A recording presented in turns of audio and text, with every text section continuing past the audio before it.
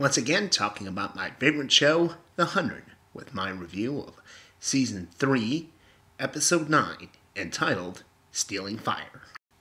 So, if you haven't seen tonight's episode, go and see it already. We've got a lot to talk about, so major spoilers ahead. So, once again, if you haven't seen it, go and see it. Now, for those of you who have seen it, what an episode! Okay, so I'm going to break it down into the two major story arcs that they had going tonight. I know they had a lot of little subplots and whatnot. Basically, there were two of them. What was going on in Polis and what was going on in Arcadia. At first, we're going to look at what was going on in Polis.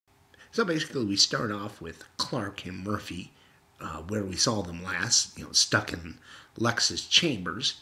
And of course, it's been a few days, and now they're beginning to start the conclave in Polis, is picking the next commander, which is divvied out amongst the Nightbloods. Those are the little kids with black blood in their system, through a system process of elimination, like the Hunger Games. Basically, they're all supposed to fight to the death.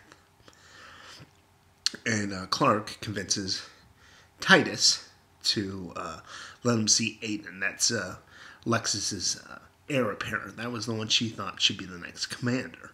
So she goes to talk to him, and he says, yeah, I'll live up to what I said if, I'm the victor. And at this moment, the doors open, in comes Ontario, the little brat who was like the Ice Queen's bodyguard who we saw a few episodes back. So one little later, we see Murphy and Clark. They go down to Titus's little dungeon, where he's got the Polis escape pod and whatnot, and they try to convince him to make sure that Aiden becomes the next commander, and he's telling them, well, it's not really up to me. And we see the chip, and I had a feeling it was going to come back to it later in the episode. All of a sudden you hear this horn.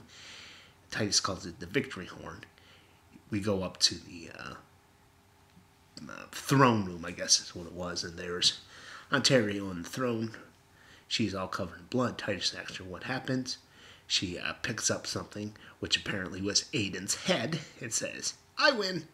She apparently wiped out Aiden and all the Nightbloods. Not much of a shock. I think I kind of predicted that in another video, that the Nightbloods wouldn't last. Most of them would die off. I figured Aiden might survive it.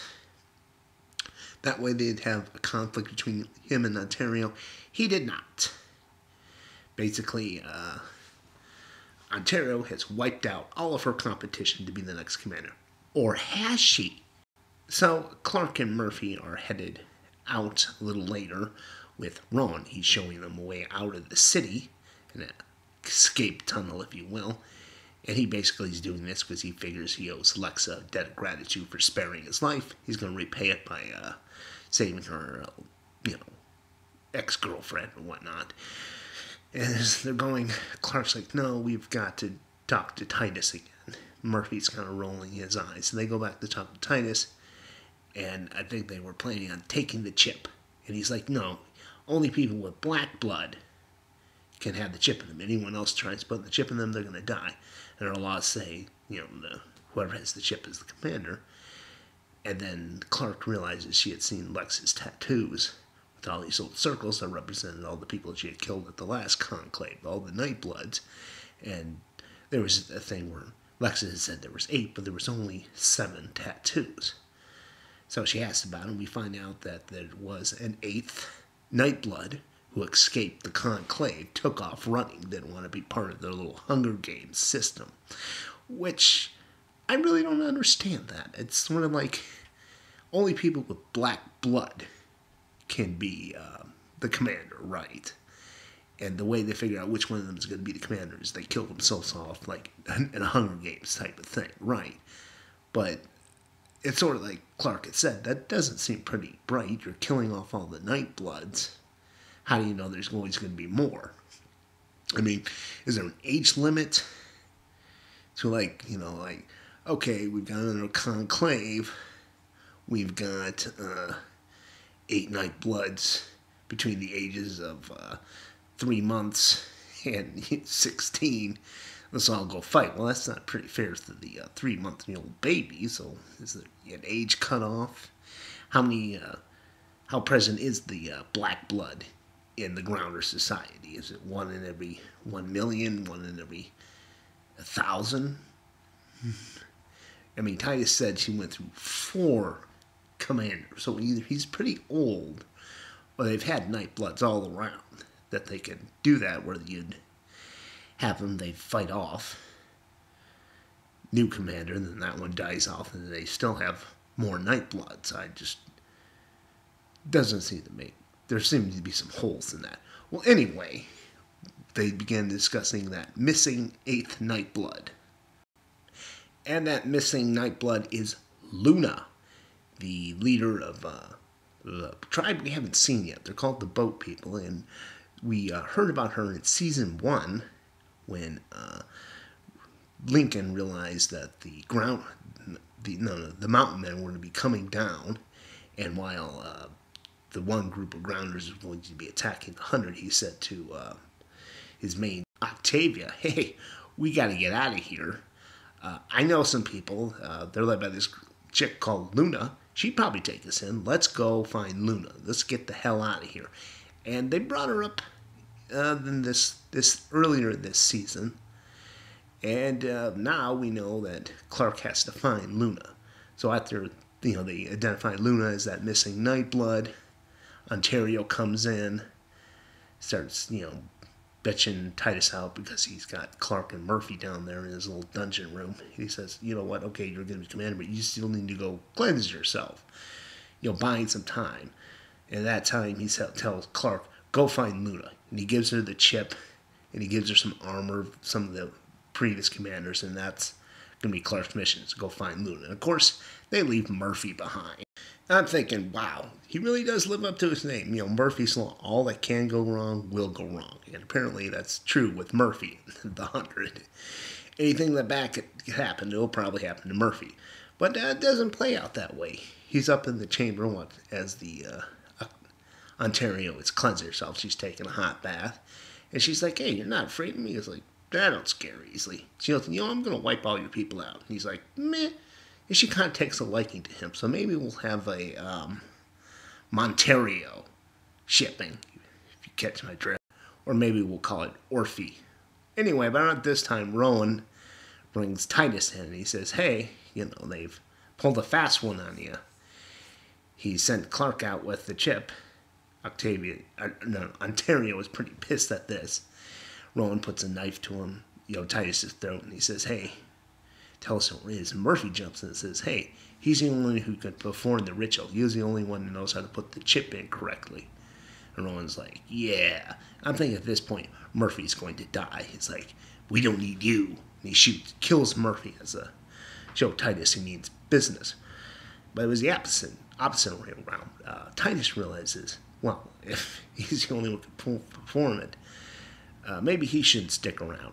So he just shoves himself right into Rowan's knife, slits his own throat open, and just bleeding all over the place, falls into the hot bath and dies.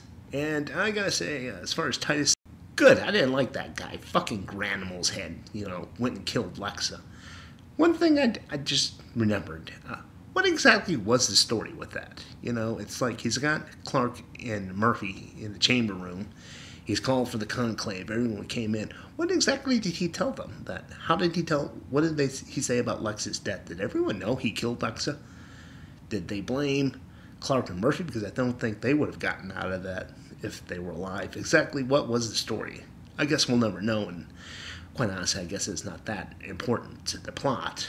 But still, it's like, huh?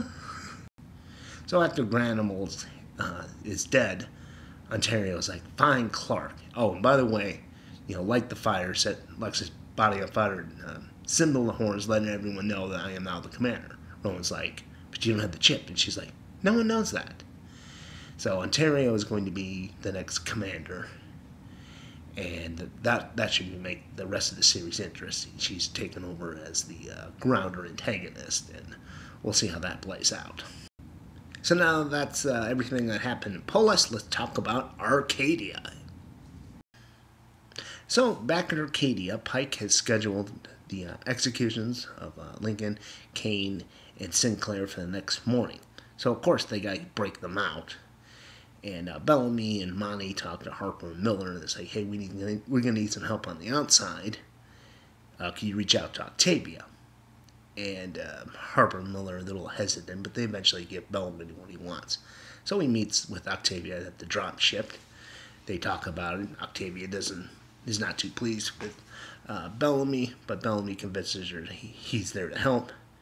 So as they decide they're going to hug it out, Octavia sticks him with the needle, which is filled with some sort of sedative, knocks him out.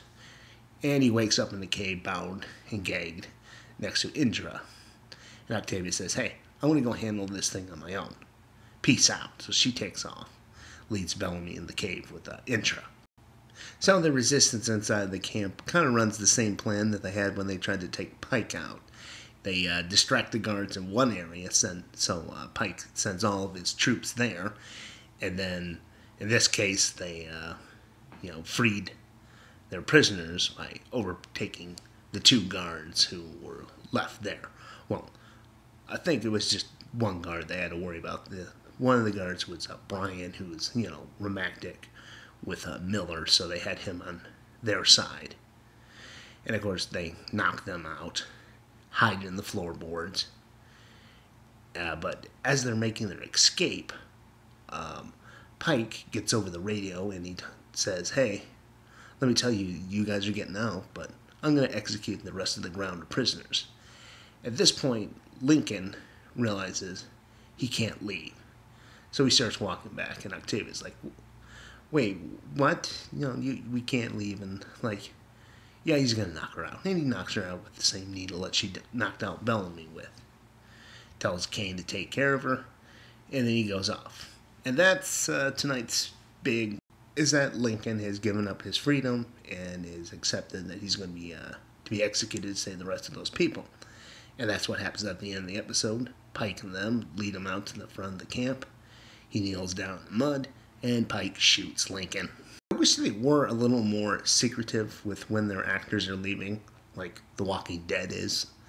It's sort of like with any death on The Walking Dead, it's like, whoa, didn't see that happening. I mean, there is some predictability with The Walking Dead, but it doesn't come from knowing that some actor is going to be leaving the show. It's like they don't put out, sort of cast information saying, oh, this actor is going to be playing a part in this series. So you're like, I wonder what their character's chances are. So quit telling us when people are leaving the show so we have some suspense as when they're going to get it. So that's really all I had to say about this episode. I did enjoy it. Both the main storylines worked, and some of the smaller ones, like the conflict between Miller and his boyfriend, Abby and Kane, taking their romance further.